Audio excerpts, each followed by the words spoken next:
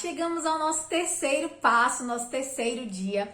E eu estou muito feliz que essa jornada começou para nós, porque estamos juntas nessa. E hoje a gente vai falar sobre dependência emocional. Gente, esse é um assunto que eu gosto bastante de falar, que eu já dei aula, que eu já falei bastante sobre isso lá no meu Instagram, quem me segue. E eu gosto por quê? Porque eu acho que muitas vezes a gente passa por isso e a gente não se dá conta. Eu quero primeiro aqui colocar a minha experiência com dependência emocional. Eu já fui uma pessoa dentro de um relacionamento que dependeu emocionalmente de outra pessoa. Eu estava num namoro de muitos anos e eu conto essa história um pouco lá no meu Instagram. E eu desenvolvi alguns traços de dependência emocional nessa relação. Eu tendia a fazer aquilo que ele gostava que eu fizesse. Ele achava que eu tinha um estilo no começo do namoro muito patricinha, que ele chamava. E ele gostava de uma coisa mais esportiva, de mulheres que usam tênis. E eu comecei meio que me adaptar a essa realidade do que ele gostava. A deixar de usar o rosa, tô de rosa aqui hoje, deixar de usar o rosa, para usar coisas mais esportivas, me adaptei às coisas que ele esperava de mim. Na época eu tava na faculdade de psicologia, e eu tinha um grupo de amigos, a gente fazia trabalho juntos. Eu me lembro de uma situação, né, uma determinada situação em que eu tinha um trabalho para fazer, e a ideia era que, como a gente tinha um trabalho muito grande, a gente ia dormir na casa da nossa amiga e fazer durante a noite, até a hora que desse. Pra gente, que a gente chamava de virote na época da faculdade. Então, ele ficou muito chateado porque eu ia fazer esse virote com as amigas. Não tinha nenhum homem, né? Ainda que tivesse, mas enfim, não tinha nenhum homem pra dizer que era um argumento no grupo. Mas ele não gostava e tal, e eu fiquei muito desconfortável porque eu sabia, no fundo eu sabia que não tinha nada demais. Mas eu achava que eu estava cedendo pelo amor, pela relação, quando na verdade eu estava cedendo apenas por um capricho dele. Eu não dormi naquela noite, tive que dar uma desculpa para as minhas amigas, fiquei muito desconfortável. Acabei pegando outras coisas para fazer em casa. Mas fiz isso por quê? Porque eu achava que eu precisava me adequar a ele.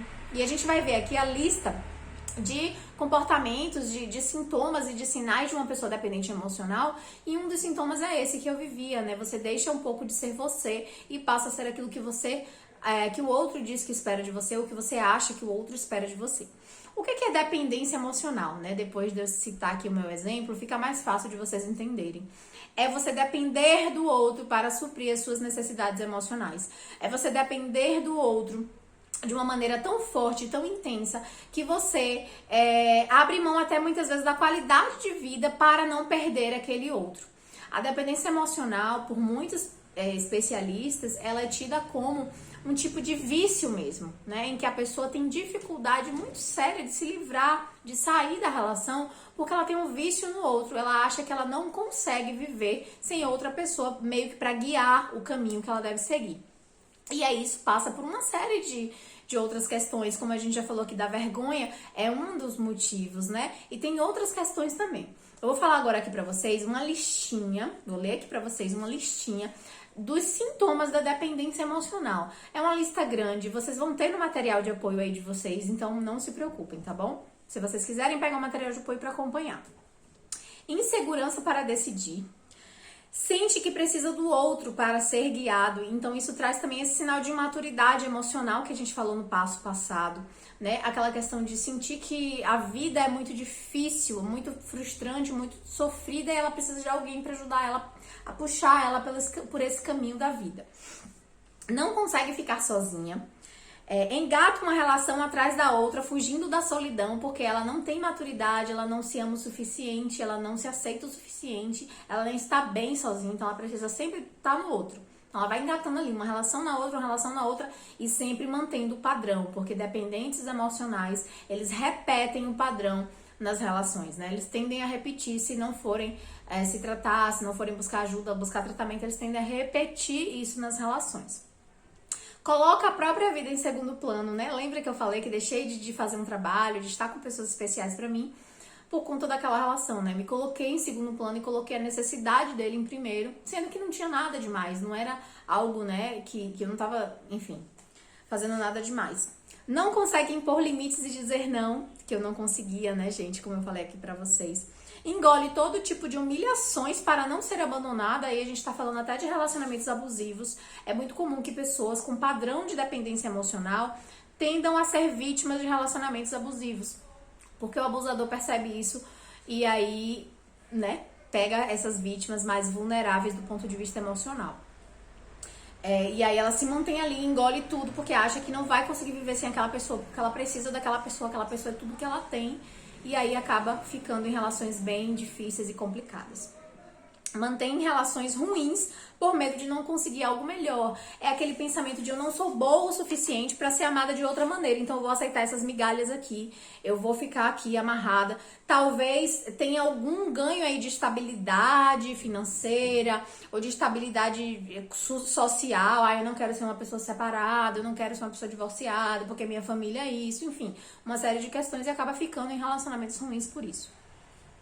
Transforma o fim de uma relação no fim do mundo. Quando essas pessoas acabam relacionamentos, é como se o mundo delas acabasse. E de certa maneira acaba, né, gente? De uma determinada maneira, pela visão que ela tem do mundo e da vida, acaba uma parte ali do mundo dela. Ela vai ter que reestruturar a forma como ela vive. Busca aprovação a todo instante. Tá sempre buscando a validação no outro. O outro tem que aprovar, o outro tem que dizer que tá bom, o outro tem que dizer que tá legal, que ela tá bonita. Gosta de desenvolver relações simbióticas, aquelas relações que não tem nenhuma individualidade, é um vivendo a vida do outro. Baixa autoestima, né? A gente vai falar sobre isso mais na frente. Acredita não ser boa o suficiente para ser amada, por isso aceita qualquer coisa e acha que precisa dessa pessoa a qualquer custo. Enxerga-se como inadequada. Define seu valor a partir da relação. Logo, se ela não está numa relação, ela não acha que tem valor. Ela acha que o valor dela está em ter alguém e que esse alguém diga que ela tem valor. Ela não consegue enxergar o valor sozinha nela mesma. Despersonaliza-se, é o que eu chamo de efeito camaleão.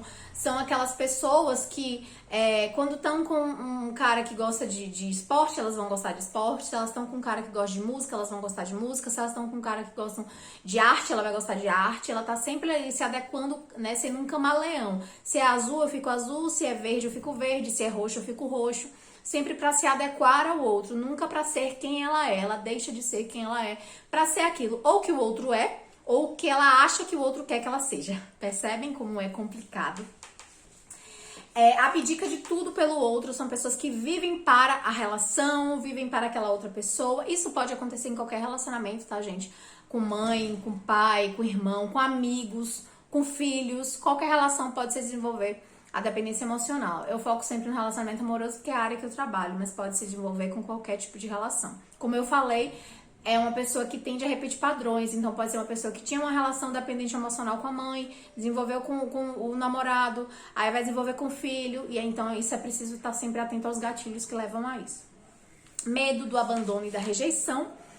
São pessoas que estão sempre com medo, né, de que aquele outro abandone, de que aquele outro a rejeite, e aí acabam desenvolvendo um quadro de ciúmes muito obsessivo, excessivo, por conta da dependência emocional. Pessoas são muito ciumentas, né? E aí esse é o último sintoma, muito ciúme e necessidade de controlar o parceiro. Se o parceiro é a minha vida, eu não posso perder a minha vida, logo eu preciso controlar o que ele faz, eu preciso saber onde ele está o tempo todo, eu preciso que ele viva em função de mim como eu vivo dele. Se um casal, os dois são dependentes emocionais um do outro, aí a relação fica muito doentia, muito trágica mesmo, né?